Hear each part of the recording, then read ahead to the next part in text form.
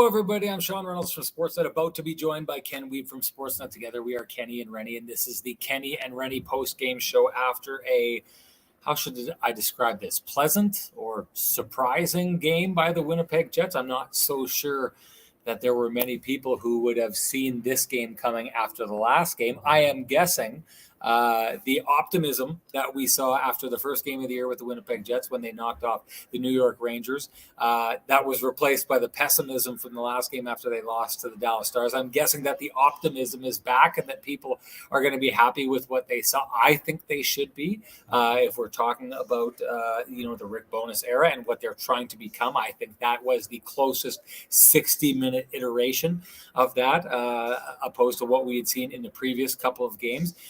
I think anyone who's watching this show knows that I think that first game against the Rangers, they were lucky to play the way they do and come away with that game. And the only reason that they did is because the New York Rangers team were somewhat of a tired team coming off back-to-back nights. This is just a true to honest victory. If I'm saying what I saw out there tonight, a team that came out, got the start that you would want your team to get on the road, had a pushback from a Colorado Avalanche team that, may just be the best team in the league. You're expecting them to push back.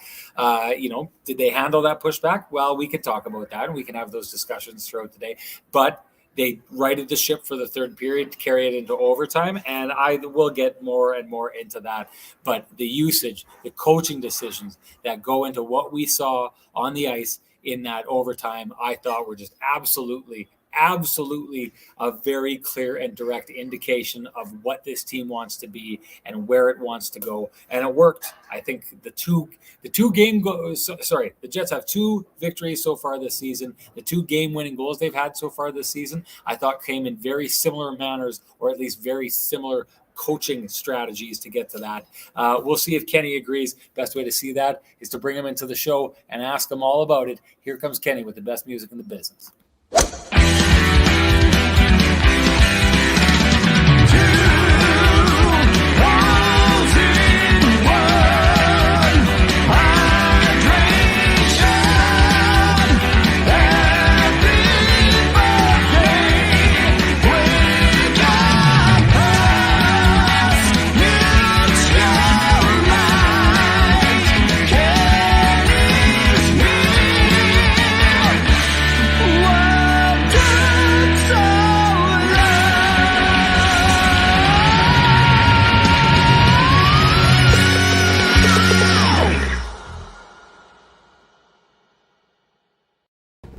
Kenny, it's great to see you, my friend. Great to see you on the road of all places. We haven't done that since Montreal back at the draft. It's good to see you out here, although, we're doing different things. We're in different places. Clearly, you're in one side of the building.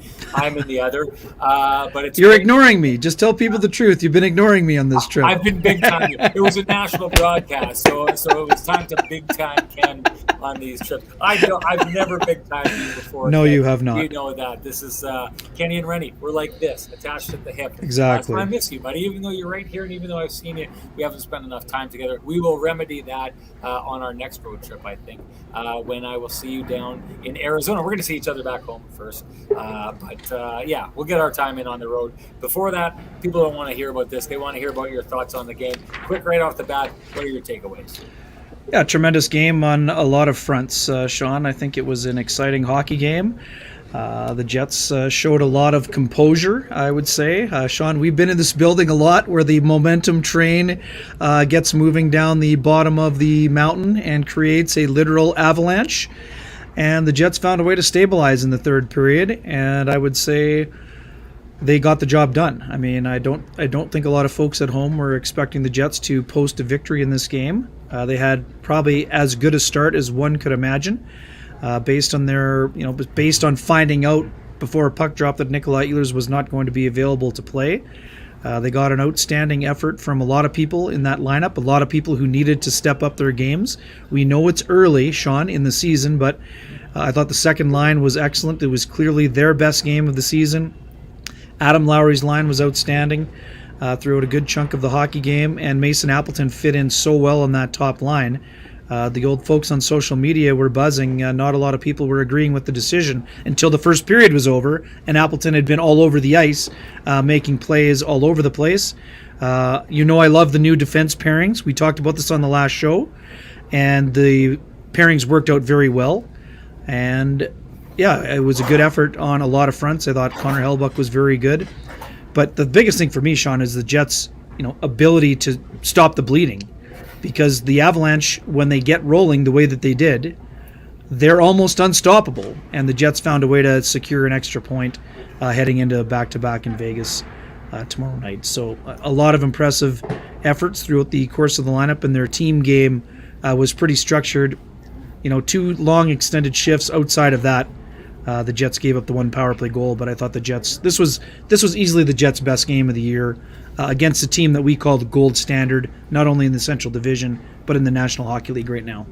Yeah, I called it on the broadcast to start the game. If there is such a thing this early in the season as a measuring stick game, this was most definitely it for the Winnipeg Jets. Speaking of the broadcast, I got to say, I got a lot of shout-outs to the suit here tonight. And of course, I'm not surprised by that. This is another Frankie special from Vittorio Rossi. The guy just knows what he's doing. I mean, you walk in and he sends you out looking like this. Absolutely love what Frankie does for us over there. So if you want to go check them out, Vittorio Rossi, Frankie and the boys, if you want to look like Kenny and Renny, that's the place to go do it. Go see Frankie. He'll take care of you just the same way he took care of us. I got to say, too, there was another couple comments that I saw coming across. I'm going to full on, Ken. I'm going to totally detour us for a second. No problem. I was going to shave the beard tonight. I was going to head home because I was getting flack for the beard. You should have. You should have done it. And I was going to go home after this game and shave the beard. But Merle Peters, one of our listeners, said he sent me a message and said, "Hey, the wife's loving the beard. She's loving the way you look." And of course, he's one of the guys who gave a shout out to the suit here. So I'm split because I'll tell you, Ken, I was going to go home and I was going to shave it. And there's one reason I was going to. Pat Kanuga, who's the producer of the morning show at CBC in Winnipeg, good friend of mine. He's the reason I'm still in the industry. Said to me a little while ago when he was talking about the beard, he said, "You know who you remind me of, Ken? Do you have any guesses?" Ryan Reynolds. No, he said these guys. Take T-Shoe's comment off of them, and people will realize where this is from. And he said that to me. Pat said that to me, and I can't look in the mirror anymore without seeing these guys from the Saturday Night Live skit. So I don't know what to do, but we've always said this before with Kenny and Renny. We like this to be almost like a choose-your-own-adventure kind of podcast. You tell us what you want us to talk about, we'll talk about it. I'll let you weigh in. I'll take it into consideration. If you think I should shave the beard, tell me to shave the beard. If you think I should keep it, tell me to keep it. We'll figure that all out. Let's get right off the bat into Neil Pionk. What a game for him.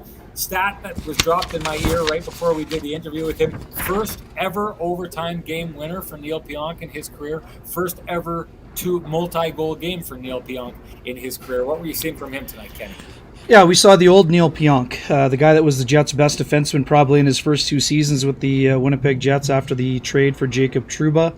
We saw him playing a very assertive game. We saw him getting involved on the rush, especially at the 4-on-4 play, where he joined the rush and Mason Appleton left it to him for the bomb.com one-timer in the slot at 4-on-4. We saw him get very active. He had 3 shots on goal in the game, 4 shot attempts, 4 hits, 1 block shot.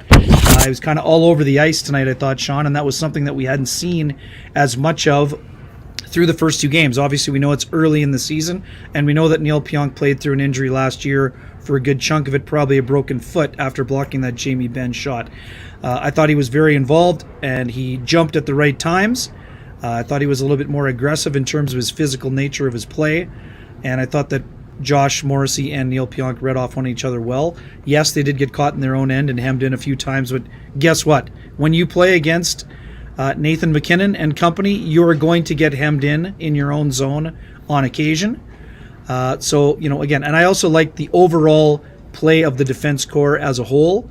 I love the way that Dylan and Nate Schmidt played together, and I thought Dylan Sandberg was excellent in this game. Dylan DeMello, a bit of a stabilizing force as well on the third pairing. We've talked so much about the competition element. Dylan Sandberg needed to have a game like this. Sean, this is more like what we saw during the practices, right, where he was very engaged, very involved, made a lot of smart little subtle reads that led to the play. And yeah, I mean, Pionk's second goal, just an absolute beauty. Some people channeling the inner Gretzky. I mean, that's a Gretzky on Mike Vernon special right there, burrowing down the wing, except it's on the opposite side and a right-handed shooter instead of a lefty. But that's just an absolute rocket in overtime. And what a way for the Jets to end it. I mean, that was an exciting hockey game. I mean, we've been in this building at its very best. The fans were into it. The only bad part about tonight, Sean, no small things from the audience, because it was a tie game in the third period. That's right, yeah. Hey, you know what? While we're here, we might as well stick on it. I mean, I'm guessing your Lamplighter of the game, the Trans-Canada Brewing Lamplighter of the game, best goal of the game. Who you got for that and why? Yeah, I mean, it has to be the overtime winner. I mean, I would say there were probably 5 or 6 candidates in a 7-goal game, Sean, to be quite frank, in terms of the plays on both sides of the coin, the passing ability, the ability to get things done. But for me, obviously, the Neil Pionk slap shot was important. But to me, I think almost the most important part of the goal was the play Mason Appleton makes along the wall to seal off Nate McKinnon. When the puck rimmed around the boards, Appleton got inside position and ensured that he took McKinnon out of the play, and that sent the Jets away on the 2-on-1. Pionk looked off the defender and unloaded the slapper past Alexander Georgiev, and that's my Lamplighter of the game. It just was an absolute beauty. But I would say the honorable mentions would have been very deep, including Pionk's first goal, which was also a beautiful setup by Mason Appleton in the more traditional manner. Sorry, just a quick answer to this question, John. I'm 6 feet tall, so if Perfetti looks at, I don't know, how tall is Perfetti? 5'10"?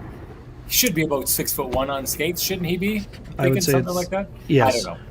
Anyway, okay, a couple things. So I love the idea that you brought up for Mason Appleton, because not only did he do it on that play, not only did he do it to one of the best players in the entire league, he was doing that all night. There was a couple times that I saw he was just like really smart along the boards, beating players to the puck. There's one time he actually kind of forced his opposition into a pick as 2 players were already on the boards and kind of ran them into them and then skated ahead and easily picked up the puck. And it was one of those situations where, look, Ken, we know what the Colorado Avalanche do when they get buzzing in the offensive zone. We saw it tonight. We saw it all last year in the playoffs. So when you make those kind of smart little plays, those high hockey IQ plays where you're able to just get the puck and take it away with all kinds of room, the way I saw Mason Appleton do a couple times tonight and then do on that game-winning goal, this is not an easy team to do that against. So for sure, we got to give him a shout out for that.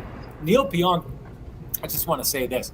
There's no team, and we saw this in the playoffs last year, Ken, there's no team that is more dangerous when it comes to activating their D-men than the Colorado Avalanche. And Neil Pionk did it better than anyone else tonight. He did it at the right times. He popped in at the right times, didn't force it, didn't get down the ice too much to create any kind of risk. It was an absolutely I just thought a masterclass in joining the rush at the right time tonight, finding space to get his shot off, and of course that last shot. It's one of those ones you remember, like, you don't see goals like that anymore. Gretzky used to score goals like that from the boards, I remember when I was young. It's a lost art taking that slapper from the boards and blowing it top shelf past the goaltender, so it's awesome to see. No doubt I agree with you, the Lamplighter of the game. And of course we want to ask you to weigh in on your Lamplighter of the game. Let us know what it is. Put it in the chats here. Send us direct messages, give us a shout out, mention us on Twitter, and tell us what your Lamplighter of the game is, and you could win an 8-pack of Lamplighter Amber Ale. Absolutely delicious stuff.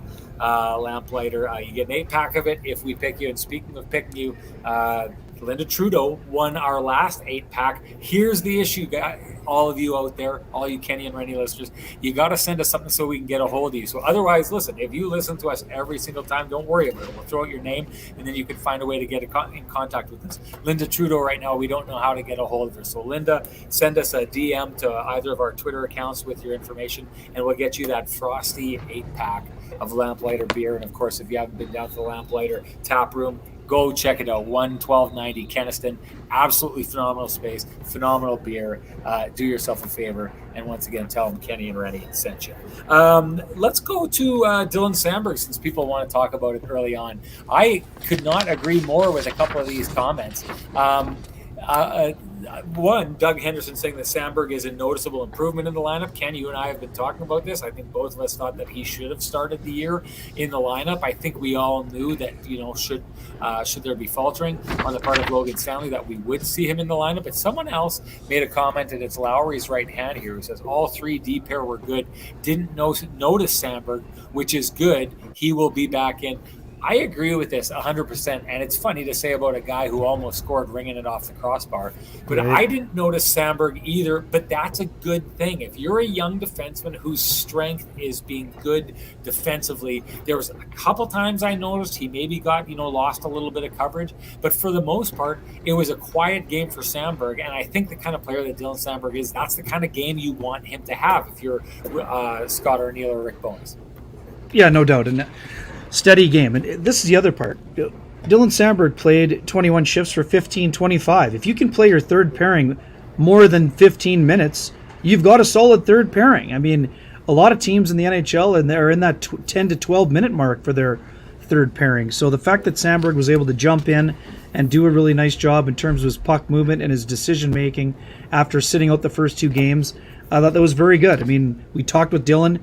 I asked him specifically, he would always prefer to be playing, but did he see some benefits or some things that he noticed from sitting up in the press box for the first two games?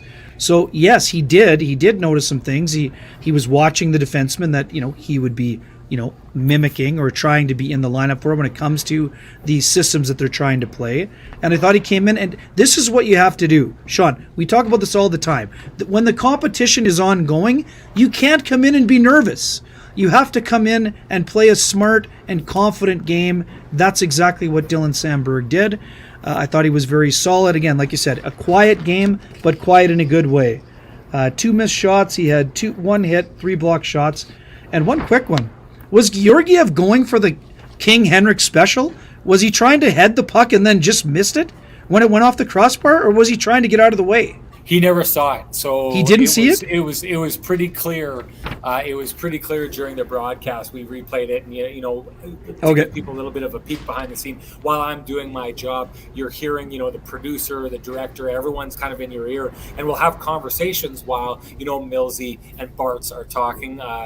Greg Millen and John Bartlett, who did the game tonight, did a phenomenal job of it. Actually, Millsy was all over tonight's game, I gotta say.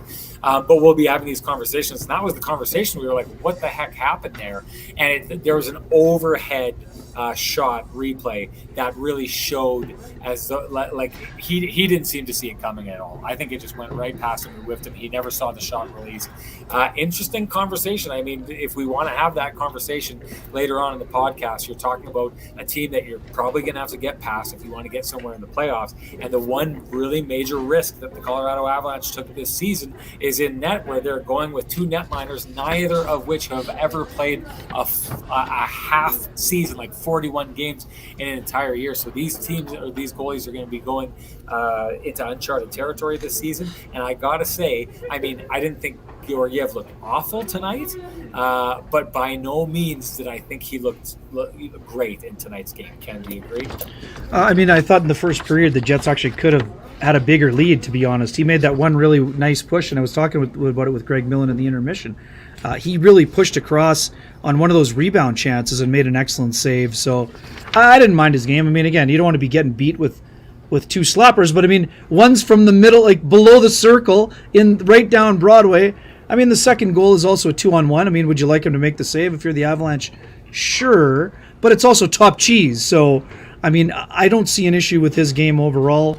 I thought he was solid at most times. Did he steal the game for him? No, but I think that Georgiev played well enough when the Avalanche were down 3-1 to allow the game to stay in striking position for an Avalanche team that has lots of oomph and ability to turn a 2-goal deficit into a tie game in the blink of an eye. Yeah, no doubt. I agree with you there. Let's get digging into the second line because there's a lot of Sure. different directions to go with this. Let's first start off.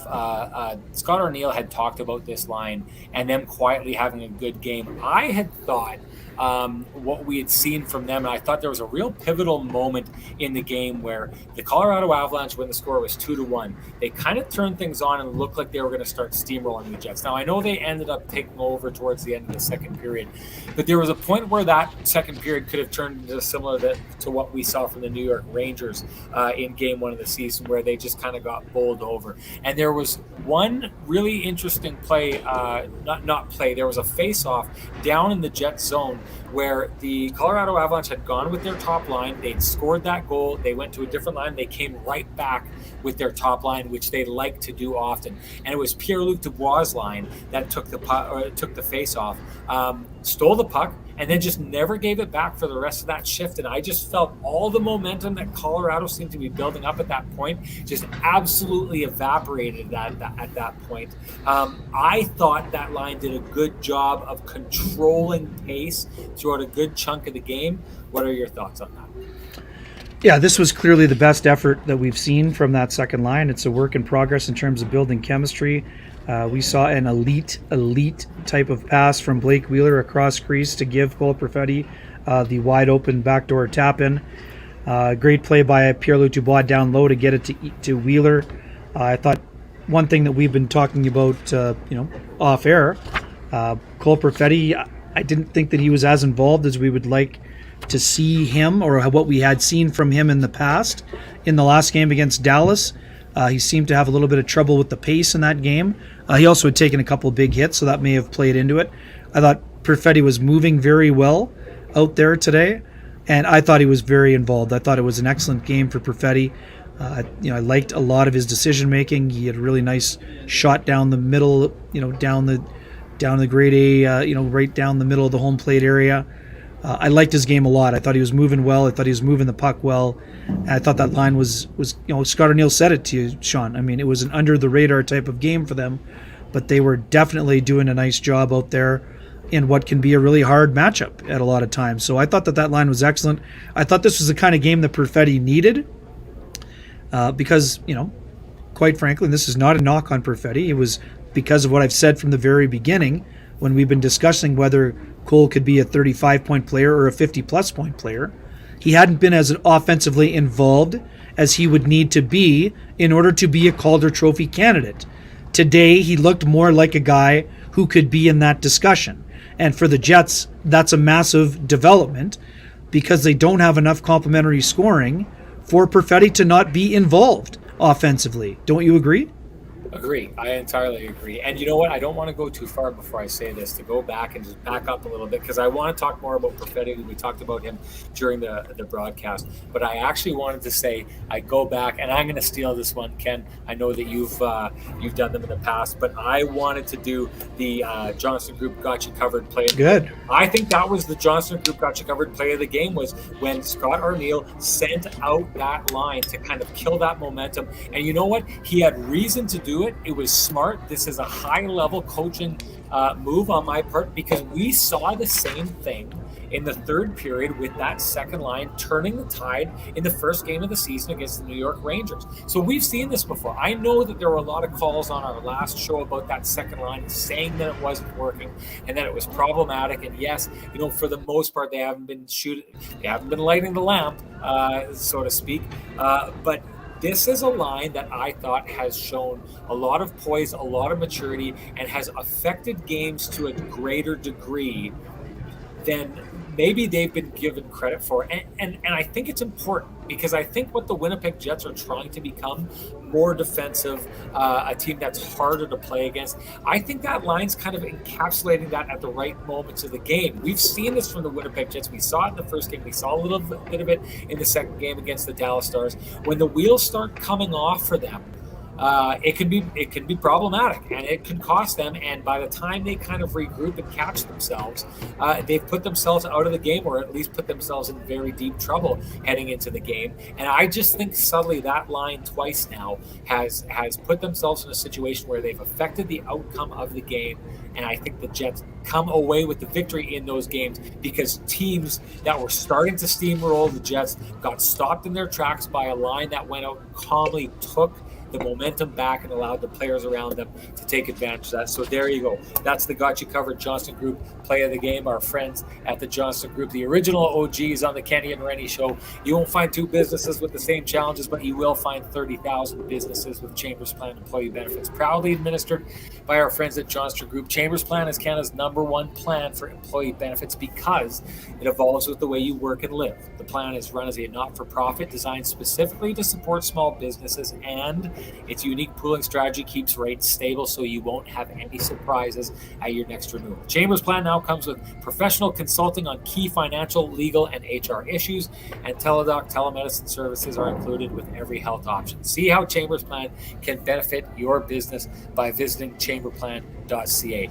I'm going to go and bounce quickly back to Cole Perfetti here.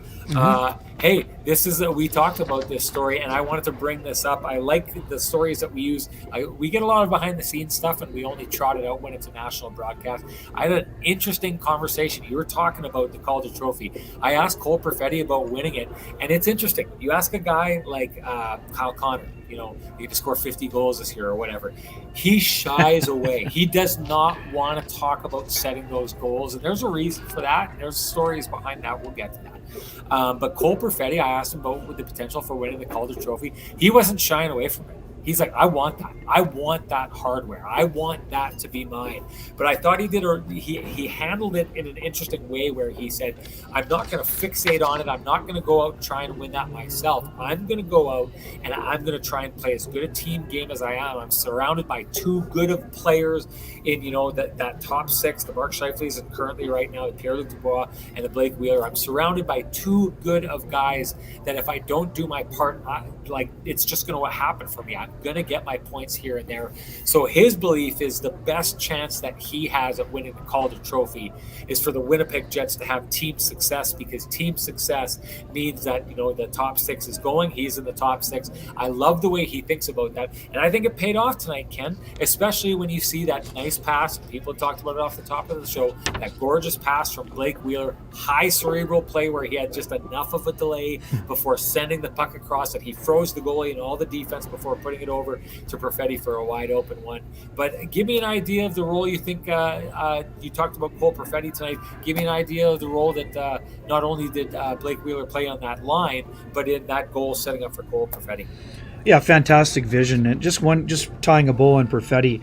It's interesting. I mean, in Dallas, Sean, I asked Blake Wheeler what Cole Perfetti needs to do to be a little bit more assertive in terms of looking for his own shot, because we often see young players defer. We saw it with Mark Scheifele when he played on a line with Wheeler early on in his career, and we've seen it at times with Perfetti. But Blake Wheeler shot down my theory and said, I haven't seen Cole do anything except make a lot of really smart plays.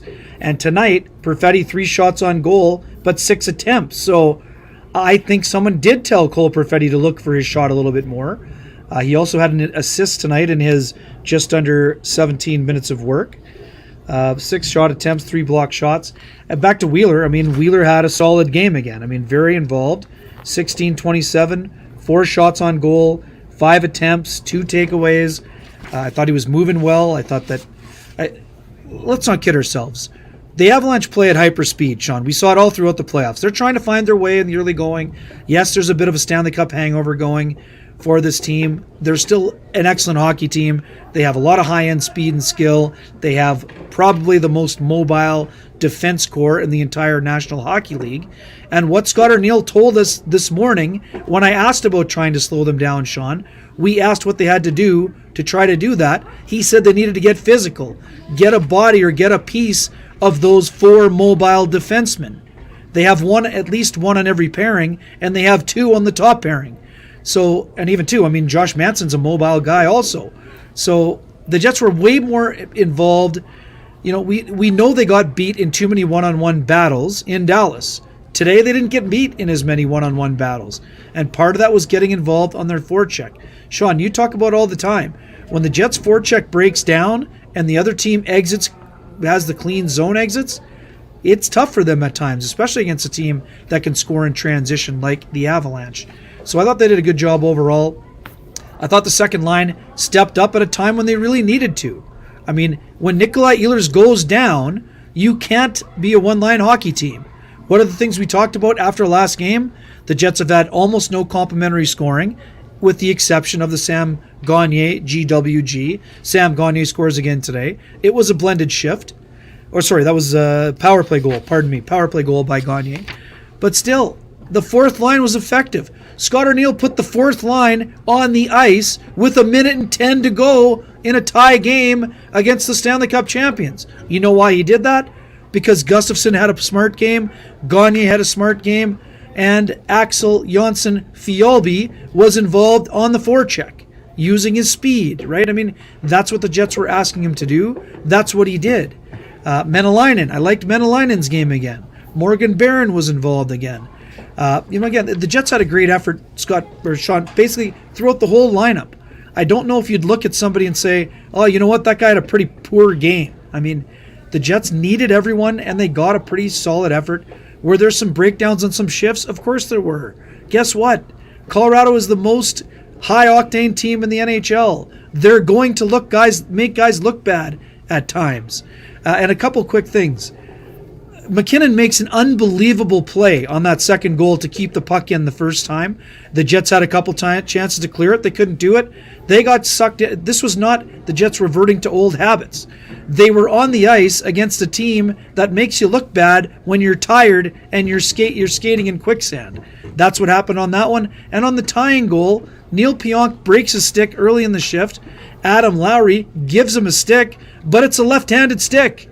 And Neil Pionk is a right-handed shooter. So the Jets never got control of the puck, and that's when the tying goal happens. I mean, we see the Jets score those types of goals all the time in years past where they get a line hemmed in for a minute or a minute and 10 shift. So I think the Jets' structure in a game today against a team like Colorado is something that they would really build on, and their ability to kind of battle through at a time where Colorado leaves most teams in the dust when they get that momentum going. Well, since we're talking about the topics that you're talking about, and since I want to close out the second line, I think we should talk to PLD. You saw PLD gets tangled up with Josh Manson and goes to the box. Tried to draw a penalty later in the game where I actually thought that was, I know the Jets wanted the call, and someone, I think it was Blake Wheeler, was giving it to the ref afterwards wanting a call. To me, it looked like a pretty evident dive. I actually think that PLD was lucky that he didn't get called for diving on that play. But we've talked about this in the past. We talked about it all last year, Ken. He's the kind of player that gets into other teams' kitchen. He draws penalties like crazy because he basically draws guys in, and then is good at drawing penalties, whether it's selling something to the refs or actually getting a player to take a penalty on him. But I think we should close out the third line by just talking a little bit about the kind of play that he had here tonight.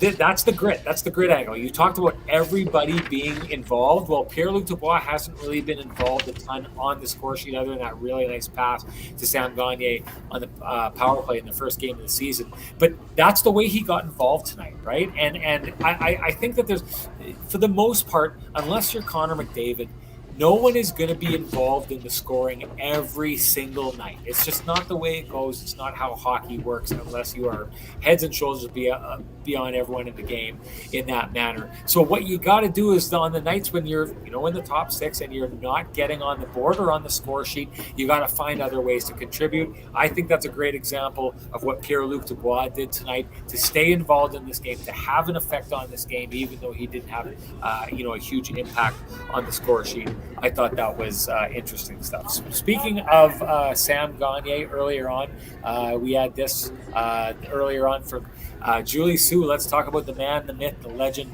Sam Gagner. Julie Sue, it's great to have her back and contributing to the podcast like she has since pretty much the very beginning of Kenny and Renny. She's been around for a long time. We did a little bit of a story on Sam Gagner. You were were sitting with me when I had Cogliano, Ken, and I thought it was an interesting conversation because I'd watched Sam Gagner walk in, and again, you and I have done a lot of coverage of the Dallas Stars when Rick Bowness was down there, and I was very familiar with Andrew Cogliano, who's like a fairly quiet player, but you had a very good understanding when you covered those Dallas teams, or if you covered, if we want to go back to the Anaheim Ducks, of how important a role Cogliano played on all those teams. And I thought to myself, the way I saw Bones using Sam Gagner, I thought to myself, he's his new Andrew Cogliano. I know that Bones really appreciated having Andrew Cogliano, and I thought he's using Sam Gagner in the same way. And so I went and I asked the question of Andrew Cogliano, and he said that's exactly it. He's using him the same way as he uses me. You get this veteran guy who can go up and down the lineup. He can score goals when he needs to. He can go on the power play if he needs to. He can be in defensive situations if he needs to. Man, oh man, what a pickup Sam Gagner looks like so far, just 3 games into the season. Yeah, just a smart player and a guy that had to reinvent himself, right? I mean, that's the beautiful part about Sam Gagner. I mean, he's a guy who is very involved. Here's a guy who had to wait a long time, Sean. If you're 33 years old and you're 30 plus games away from 1,000, you don't want to be waiting until August or before you've signed a contract. I mean, let's get real here. That was probably a longer summer than Sam Gagner had hoped for. But you know what? Sam Gagner got himself ready to go to training camp with somebody, and when it worked out for him in Winnipeg, he went out and made sure there was no one that was going to knock him out of a job. So to me, I mean, that's a great comparison, the one to Matthew Perreault. He's the kind of guy that can give you the human jumper cables, right? I mean, this is a guy that he can play up and down the lineup if he needed to. He could have jumped on the Lowry line if he needed him to. He's just done an excellent job. He's a great professional, and he has a great demeanor, Sean. I mean, he's not as overtly positive as Rick Bowness, but Sam Gagner has walked a lot of miles and has a lot of tread on the old tires when it comes to NHL play. So to me, he's a perfect guy he's got that quiet type of leadership. He's not we always talk about low maintenance players. Sam Gagner is a no maintenance player. If you're the coach and you're the coaching staff, you know exactly what you're going to get out of Sam Gagner at this stage of his career. You're probably not getting a 6-point night like he had against the Chicago Blackhawks when he was a scorer, but you're going to get steady play a lot of the time. And the guy knows where to go. Like, look at his goal today. It's a great example. He got to the right part in front of the net. He finds a puck that goes between the defenseman's legs. It was a really smart play. Adam Lowry, I think the puck kind of jumped on him, but it goes off the stick or the skate of Lowry, bounces between the defenseman's skates, and then Gagner instinctually gets to the puck first and scores. I mean, were there some lucky bounces? Sure. But it's not luck when you know where to be in the right position. So, I mean, I agree with everything that you've said. I mean, is Sam Gagner going to be a 50-point player? No. But if he can be a 30-point player on the fourth line, sorry, it was an 8-point. It was my fault, not a 6-point game, right? It was an 8-pointer, 8-point special. So he's been very good. Is he going to play all 82 games? I'm not sure. I mean, maybe he gets on the Corey Perry plan, where you don't need him in all the games, but if the Jets are in position to be in a playoff team, then you lean on him a bit more. But this guy's a gamer, he's a competitor, and he's given the fourth line and the second power play a real boost in the early part of the season here. Well, here, I find something interesting about this. Manitoba Ball Hockey sent this. No. Said Ehlers to the third line question. That's an early wake-up. It's an early wake-up. Sorry, I don't think he's being serious. I think clearly the smile. I know he's kidding, and the wake up is meant with love. I think you're just saying wake up because Manitoba Ball Hockey is always on you instead of me all the time. He's one of the chat room people. Hey, we love it that he's here. We love it that he's here. Yours. It's good stuff. Hang on a second. Never mind. You don't want to go down that road? No. Are you saying you agree Ehlers should go to the third line? Then the conversation will end up quickly, and then you'll be getting an actual wake up. I'm going. You don't give me wake ups, Ken Weeb. No, but I like this, and I think it opens up an interesting conversation. I'm not saying Ehlers to the third line, but what I do like about this, as it associates with Sam Gagner, is Mason Appleton had a phenomenal game here. Sure.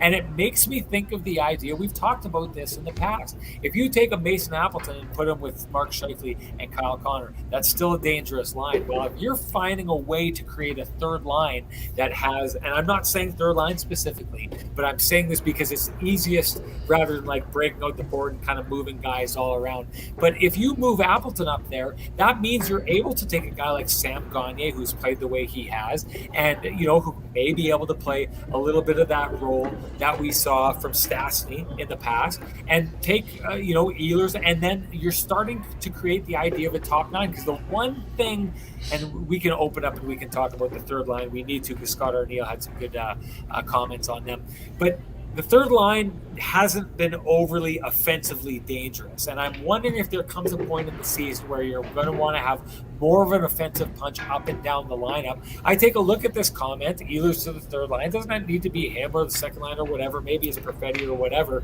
But what I take a look at with Ehlers out of the lineup today, and with Gagner playing on the fourth line the way he is and able to generate the offense that he's been able to generate, what about the idea of taking these players that are here and trying to create more of a scoring capable top nine? Well, it's not even just about the scoring. It's that Appleton was effective on the top line, and he gave them a little bit more of a defensive responsibility. But I'm sorry. I mean, you're not going to abandon. We've talked for 3 years how Nikolai Ehlers deserves first-line minutes. I'm not going to abandon the plan after 2 games and he misses. And I know you're not saying abandon that plan. I know. You get it. Yeah. I'm just saying. I mean, you're not moving Ehlers from 20 minutes to 15 to spread out your offense. I mean, if at one point you want to put Kyle Connor back with Pierre-Luc Dubois, if the second line doesn't play like they did tonight, then by all means. But I don't see a scenario where Nikolai Ehlers is the person being bounced down the lineup to create that top nine.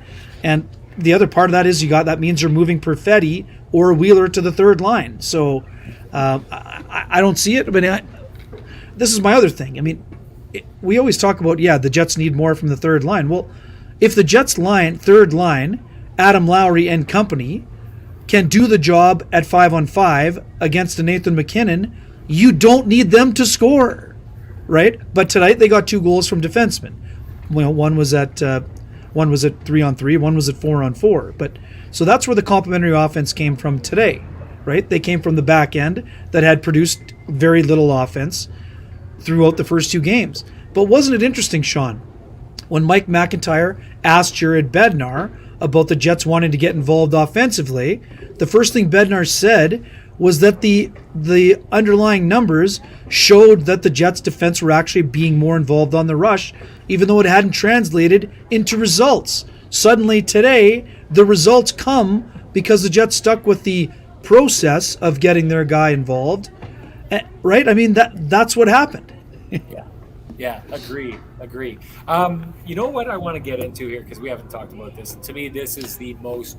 Okay. Sorry, let's just wrap this up. Phyllis was asking here, do we know what the Ehlers injury is? Yes. We don't know what it is specifically. We think it's lower body. I mean, Nikolai Ehlers missed a skate a little while ago. I think it was one of those Sunday practices, Sean, that he was held out. But, I mean, the Jets didn't practice yesterday. They had a day off, and he left the skate early today. So we think it's lower body, but we don't know the exact nature of the injury. He was able to play Monday, and Scott Arniel went out of his way to say it was not a hand issue from blocking the shot the other night. So, I mean, we'll see what happens there. Scott Arniel, for the record, for folks who didn't see the post-game presser, Scott Arniel did not rule him out of the game for Thursday in Vegas.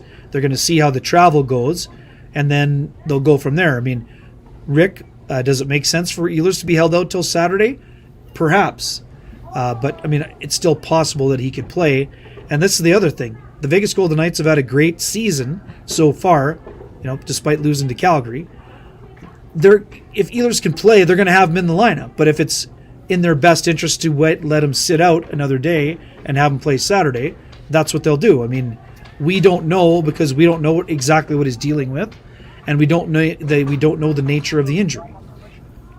I think while we're talking about that, we should, in case you missed it on the broadcast, the expectation now that we're talking about people being out, it's Sure. a bonus. It's not going to make the game tomorrow in Vegas either. So we should see Rick Bowness make his regular season bench debut on Saturday against the Toronto Maple Leafs. Not like that's not going to be a big deal. The eyes of the hockey world always follow the Maple Leafs, so they'll be rolling into Winnipeg on Saturday. That'll be a Sportsnet Hockey Night in Canada game, so that'll be a good one.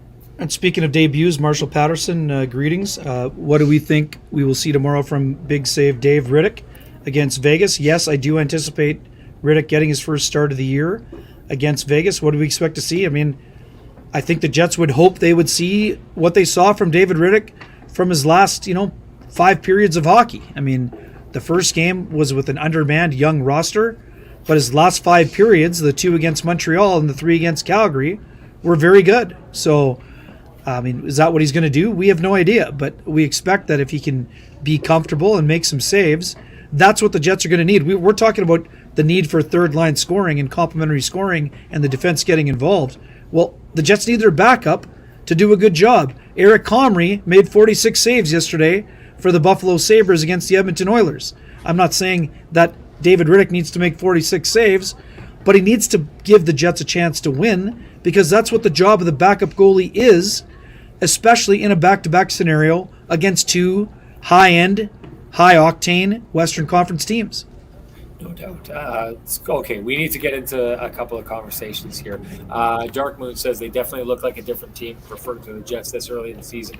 Give them a few more games under their belts. The Jets will do well if they can get focused, and do what Bones asked. Now, I'm going to tell you what I saw, Ken. I think the biggest storyline early in this season is the Winnipeg Jets trying to become what Rick Bowness wants them to become, and kind of fighting, maybe I shouldn't say the instincts, but the kind of habits that have creeped up with them over the years. I thought we saw a healthy dose of those habits creeping in the first game against the Rangers. They survived it the way they did, a lot of times in the past, or riding a great effort by Connor Hellebuck. It seemed like they kind of got bit in the behind in that last game against the Dallas Stars. I felt moments tonight where the Winnipeg Jets were starting to kind of creep back into their old ways. But it was almost like, and I use the second line as an example, but it was almost like you could see the fight in them, or maybe I shouldn't say fight, but the recognition within them that they were going down a road that they don't want to go down anymore, or maybe just picking up on what the coaches were saying on the bench. But I think that what the Rick Bowness era is supposed to be, what they're trying to make this team play like, the first period of the season, I thought entirely exemplified it. I thought tonight's game came as close to exemplifying a full 60 plus minutes of that kind of hockey. Where do you think the Jets are at adapting to and adopting the Rick Bowness system? Yeah, I mean, it's just tough to assess, Sean, because the Jets were so flat on Monday, and today they were on their toes for most of the game. I thought that their structure today was impressive. I mean, I know that some of the underlying numbers were not pretty in terms of how the third period looked, but I thought it was the opposite. I thought the Jets actually didn't give up a lot of sustained offensive attack in the third period at all. I thought that their structure was pretty good. I mean, Nathan McKinnon and Mikko Rantanen are going to get their looks. That's part of the deal. Cale Makar, he's going to walk around at times and make guys look silly.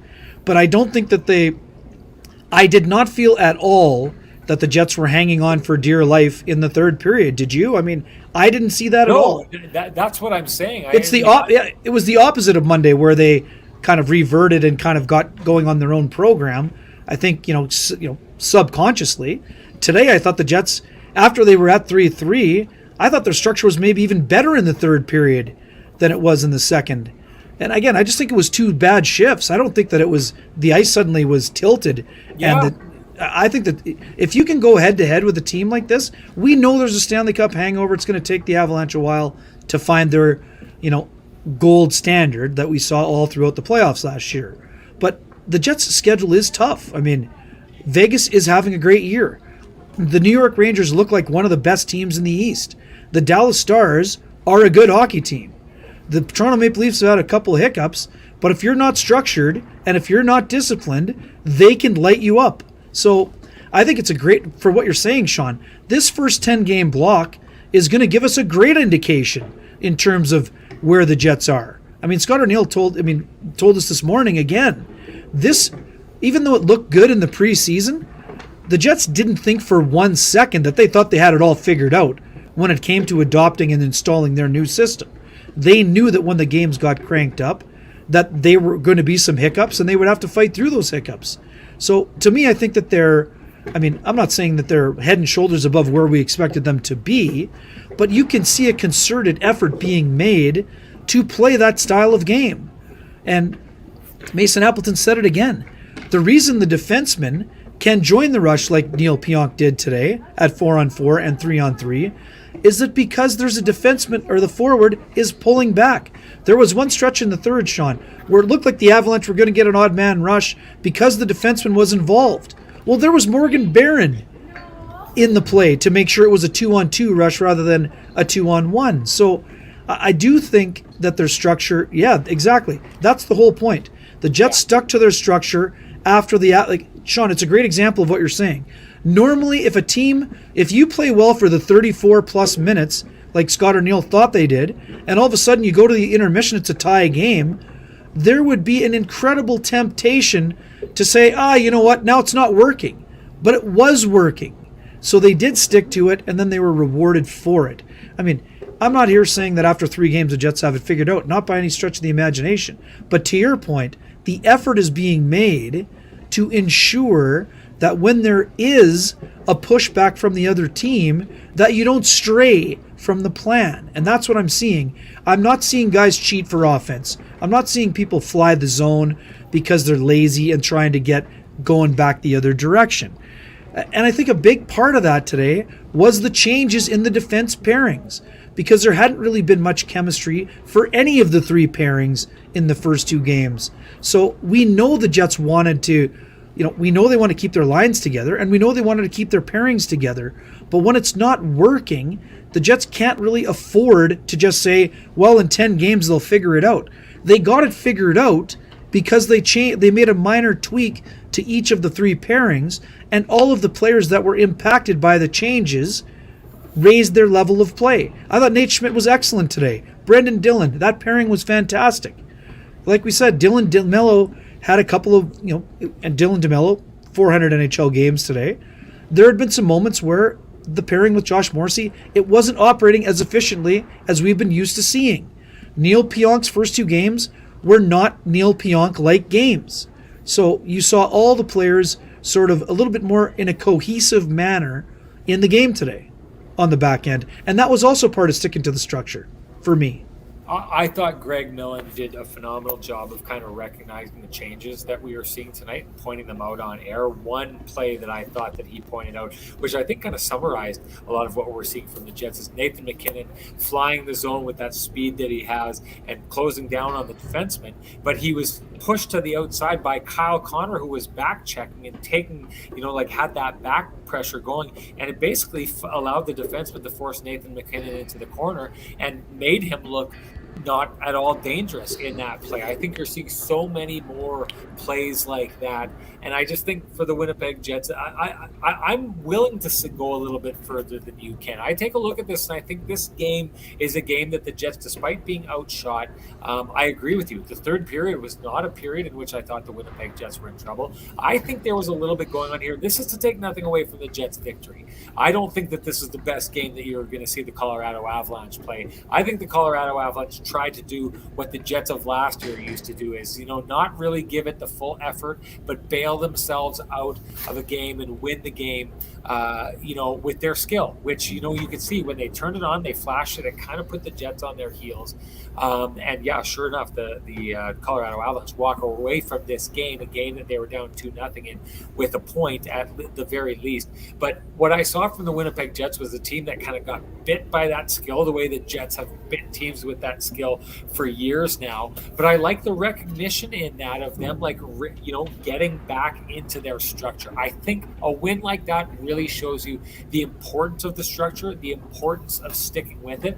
We know it's going to be a process for them to adapt the Rick Bonus model here, but the more times that they get a game like that where they can walk away and say, hey, we just knocked off the Stanley Cup champions, and there was a pushback, and it wasn't them having an entirely off night, and we our backs kind of got pushed against the wall, and we did come back and outskill our way out of this.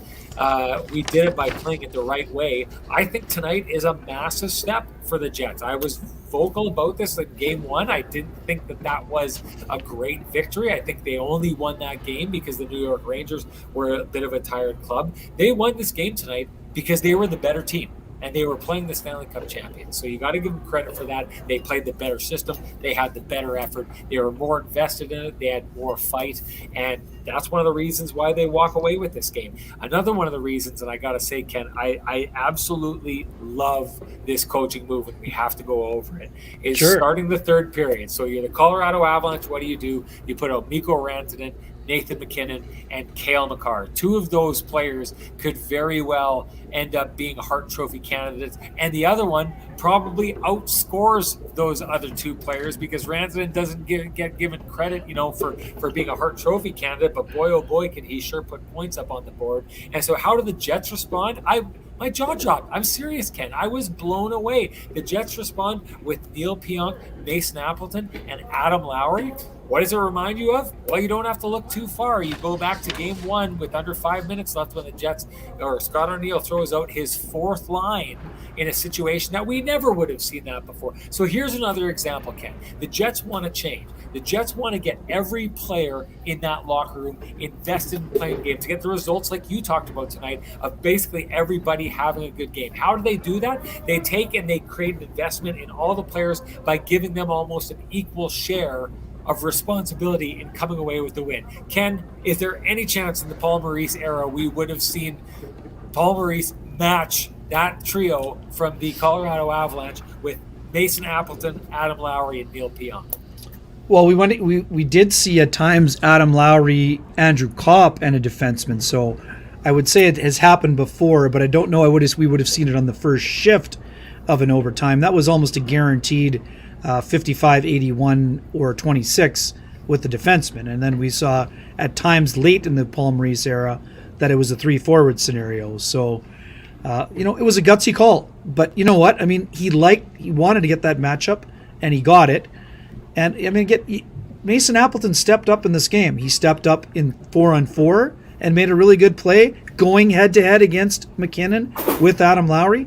And then he did it. And then he went out and did it again when he did it in overtime. So I thought the coaching was very, very smart today. I mean, Scott O'Neill had an impact on the result because they stuck with their plan. And of course, Rick Bonus is involved in the plan. But during the game, the coaching staff did a good job. Sean, we know this. Jared Bednar has often made coaches look bad in the head-to-head matchups. Yes. Right? Today, the Jets went toe-to-toe with the Stanley Cup champions, and I agree with you. This was not peak Colorado Avalanche hockey, but they also didn't lay an egg either. It's not like they were terrible in the game. They've got a bunch of guys trying to find chemistry that are coming into their lineup as well, and they've got some injured players like Gabe Landeskog, who will now miss 12 weeks after having that arthroscopic knee surgery. So they're going to have to get it figured out as well. So I'm with you. I mean, I don't take anything away from the Jets' effort in this game. It was an incredible effort against the best team in hockey. I mean, there's no way to sugarcoat it or to downplay it, to be honest. To Tishu's point here, tomorrow's short turnaround and time zones are going to be a tough ask if they win a back-to-back. What credit will be given? Again, I said I thought that this team could go 5-4. Well, that was my guess. I thought the Jets would go 5-4-1 in their first 10 games. Getting 2 wins, 2 of those potentially 5 wins over the Colorado Avalanche and the New York Rangers. I mean, that's absolutely huge. I think they're positioning themselves to be able to pull off exactly what I was talking, or that 5-4-1 record that I was thinking of. But I just want to talk one last time before we shut this down about that decision to put those guys out there. I think that's a good thing. I think if you're Kyle Connor, Mark Scheifele, Blake Wheeler, all the skilled guys, the top 6 guys on this team, the guys who are supposed to be out there in those moments, and you sit back and you've seen already throughout this season something that I don't think that we would have ever seen, or we didn't see much of in the Paul Maurice era, the faith of the coach to put out players like that, not only to shut things down, but to potentially win games. And it's paid off twice now in just 3 games so far this season. I think that there's just a different, I'm not saying for a second that those players didn't respect the bottom 6 on the Winnipeg Jets before.